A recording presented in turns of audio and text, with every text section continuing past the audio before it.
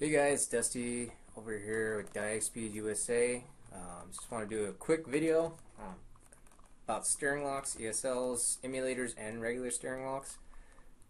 So we've had a couple people ask about the proper way to marry the steering locks to the EIS or to the car to make sure that we don't have any issues. I'm going to go over the ways that it has been done that is wrong and the reasons why, and the proper procedure on how to do it and some of the basic functions of the steering lock and how it operates. So we got, right now I have an emulator here. This one is,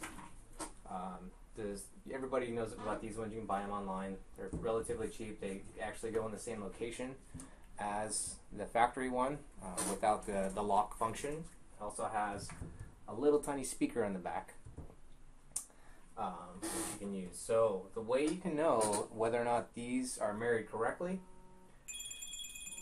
is they have, sorry about the phone call, they have noise coming out of them.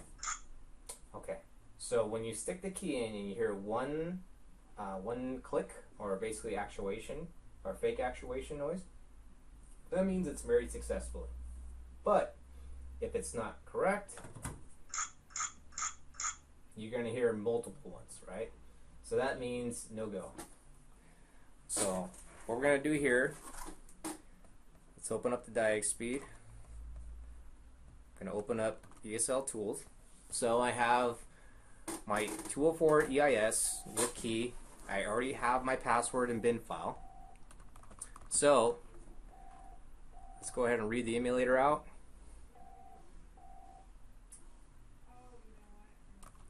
Okay, so you got a bunch of data here. Let's go read it one more time. This is the proper way to read it. ESL with NEC. Okay, now the check marks are in the right location. So it shows personalization not checked and activation not checked. Those will always remain unchecked on the emulators, even once they're married. So do not worry about that. That is a completely normal thing. So here is, and they don't need to be reset. So one of the ways that guys have been doing this is ESL tools. I'm gonna go ahead, get my, actually have 4 different bins, and I'll explain that later. So we're just gonna do this one here, 204 tester EIS with bin. Okay. Going to go online. It's going to calculate the way to build up file to be programmed. Go ahead and write the ESL. Okay, it's been written. So now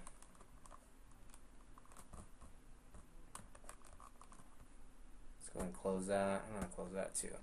Let's go ahead and test the key. Let me see if I can fix the clarity of this. Okay. Stick it in. If it's married correctly, we should only hear one. Once again, we're hearing multiple. Okay. So that didn't get it to go. Read the data.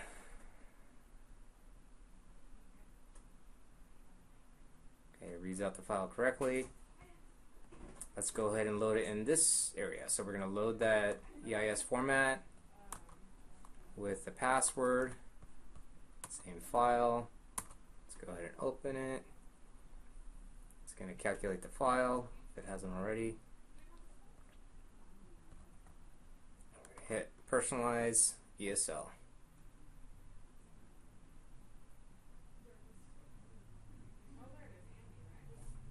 Okay. Let's try it now.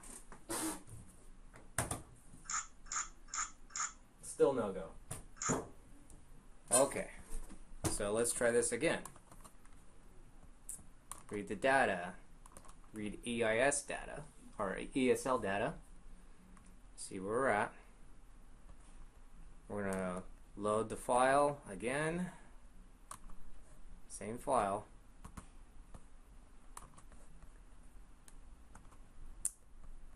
We're going to go ahead and personalize it. Basically, personalization is the key tracks. Go ahead and write that in there. And then we're going to do another step. These are all things that we have all done before, just trying to get this thing to marry. What we want to go over is the fact that you do not have to reset the EIS to get this to work correctly. So I'm going to load my file, open it up. There it is. There's my password. I'm going on CAN bus. It's 204. Read my current data.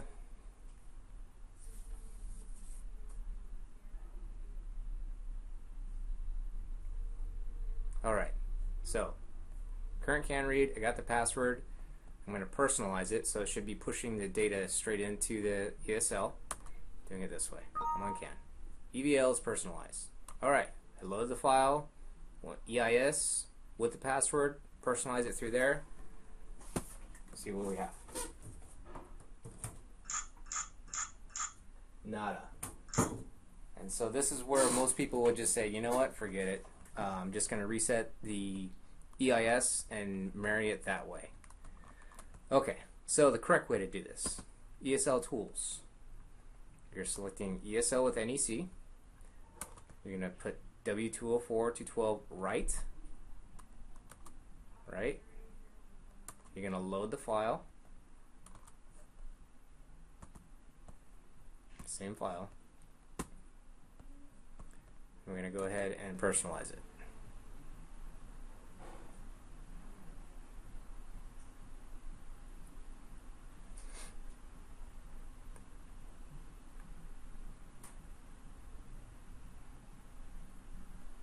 Okay, it should be correct now, and I'll go over why. So let's close this out, stick our key in, one click, one. Okay, so the way it writes that data in there is specific for the marrying process of between the EIS and the ESL. Another thing, you won't really see it if you go ahead and let's go ahead and read this out again.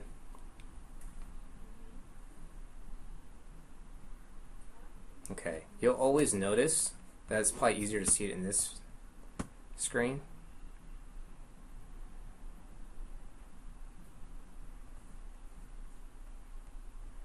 Okay, let me open up EIS tools so I can compare it real close.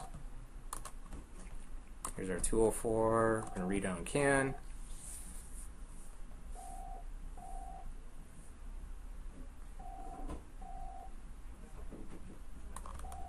Okay, so there's our key track data, the current key hash. Let's go in here. We're going to read the current key hash, quote unquote, out of the ESL. Okay. Notice none of this data matches this data, and it never will. Just to let you know, the emulators are written differently or formatted differently, so disregard the fact that it does not match. Okay, that is the emulators. Now let's go over to the steering locks themselves, the OEM ones. So I'm going to unplug this one. There's our steering lock. This one's already technically married to the EIS. The process as far as personalizing it is the same as the emulator. But I wanted to show you guys some more data, something that will help understand and interpret certain things. There's a rolling code between the ESL and the EIS. So part of the fact that you would have to reset the EIS and then it would work was probably more along the lines of because the rolling code was not matched correctly and causing a discrepancy. So let's see here. I want to compare the two.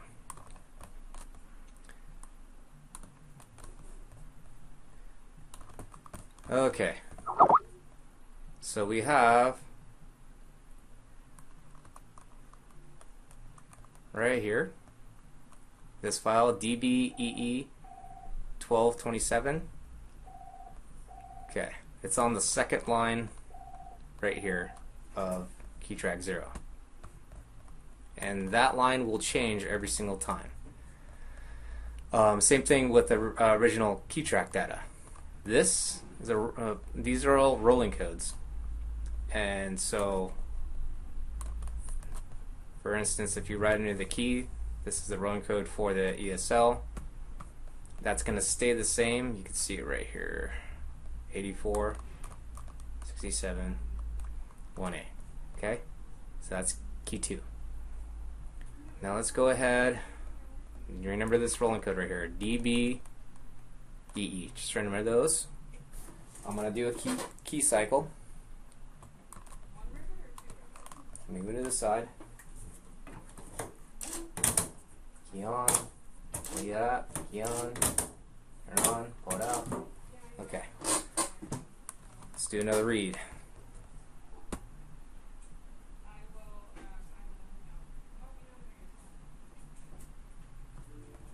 Alright.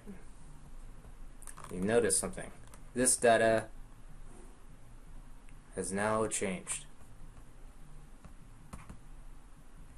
Let's go back to EIS. CAN bus 204. Read data.